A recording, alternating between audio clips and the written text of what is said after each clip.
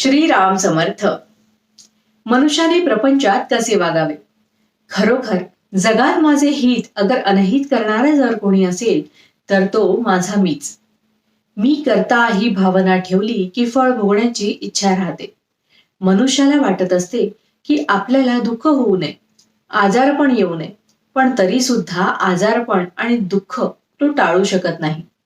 म्हणजे मी करता ही जी आपली भावना असते ती निखालच खोटी ठरते. मालकी नसताना घराची मालकी गाजवण्याचा आपण प्रयत्न करतो. याला काय करावे?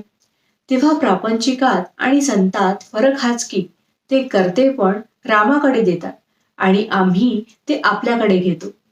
राम करता म्हणावे की सुख कल्याण सर्व काही आलेच. त्याच्याकडे सर्व सोपा आणि आनंदात राहा, त्यातच खरे हित आहे. गोड खायला देऊ नका असे डॉक्टरने बजावून सांगितले असतानाही रोग्याच्या इच्छेप्रमाणे गोड पदार्थ त्याला खायला घातला तर आपण त्याचे अनहितच करतो.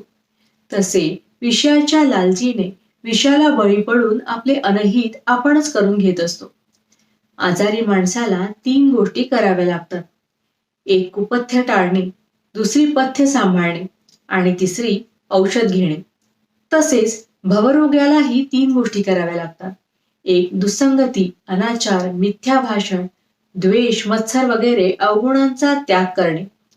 दुसरी सत्संगती, सद्ग्रंथ सेवन, सद्विचार आणि सदाचरण असणे. आणि तिसरी आणि सर्वात महत्वाची गोष्ट म्हणजे नामस्मरण करणे. हेच औषध सेवन होय. साधन हे वयावर अवलंबून नाही.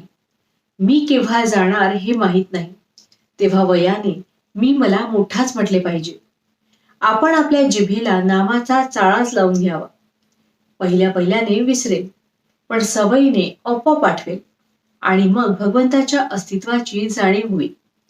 साधनात थोडी बळजबरी पाहिजेच. नियम थोडा असावा, पण तो प्राणापलीकडे सांभाळावा. नियम जास्त केला तर तो चुकवता कसा येईल याचा मार्ग मन शोधायला लागते. नाम घेणे हेच भगवंताकडे चालणे होय. साधनेत पुढे आलेले आपण मागे जात नाही ना, याकडे लक्ष पाहिजे.